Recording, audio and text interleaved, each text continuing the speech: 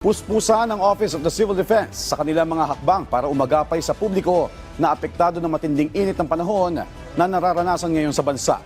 Sa kanilang inilabas na Memorandum No. 66, tinitiyak ng OCD na handa ang kanilang departamentong tumulong at rumisponde sa mga insidente may kaugnayan sa heat-related injuries at illnesses. Gayon din ang pakikipagtulungan sa kagawaran ng kalusugan hinggil sa mga isinasagawang information drive kung paano nga ba makakaiwas sa panganib na dala ng mainit na panahon.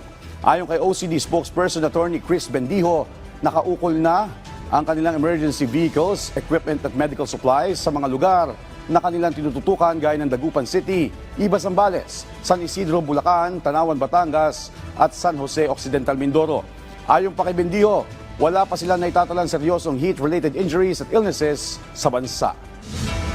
Kasama po natin dito ang partisipasyon ng local government units, pati na rin po yung mga local DRRMM offices, at pati na rin po yung mga ating mga volunteers. No? Marami po tayong mga accredited volunteers at handang-handa po silang tumugon kung sakali pong may mga ganitong sitwasyon na related po sa heat-related injuries at illnesses.